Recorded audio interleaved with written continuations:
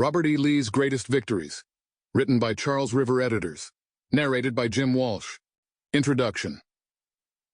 As Union Commander George McClellan moved the Army of the Potomac up the peninsula in early 1862, the Union Army had a nearly 2-to-1 advantage in manpower. So Army of Northern Virginia Commander Joseph E. Johnston continued to gradually pull his troops back to a line of defense nearer Richmond as McClellan advanced. In conjunction, the Union Navy began moving its operations further up the James River, until it could get within 7 miles of the Confederate capital, before being opposed by a southern fort. McClellan continued to attempt to turn Johnston's flank, until the two armies were facing each other along the Chickahominy River. At this point, the Union Army was close enough to Richmond that they could see the city's church steeples, but they would come no closer.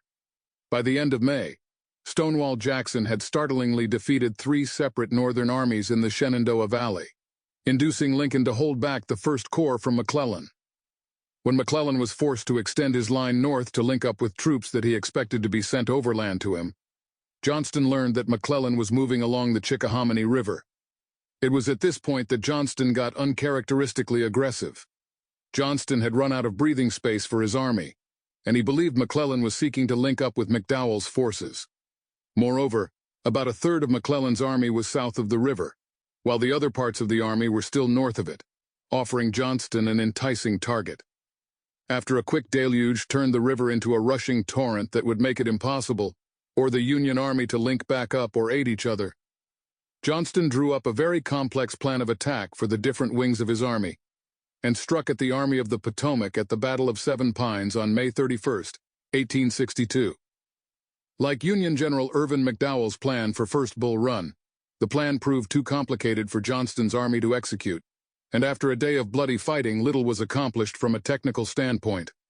At one point during the Battle of Seven Pines, Confederates under General James Longstreet marched in the wrong direction down the wrong road, causing congestion and confusion among other Confederate units and ultimately weakening the effectiveness of the massive Confederate counterattack launched against McClellan. Johnston wrote in his memoirs, "The operations of the Confederate troops in this battle were very much retarded by the dense woods and thickets that covered the ground, and by the deep mud and broad ponds of rainwater, in many places more than knee-deep, through which they had to struggle." Nonetheless, by the time the fighting was finished, nearly 40,000 had been engaged on both sides, and it was the biggest battle in the Eastern Theater to date, second only to Shiloh at the time. Although it was inconclusive, McClellan was rattled by the attack, and near the end of the fighting that night, Johnston had attempted to rally his men by... Sample complete. Ready to continue?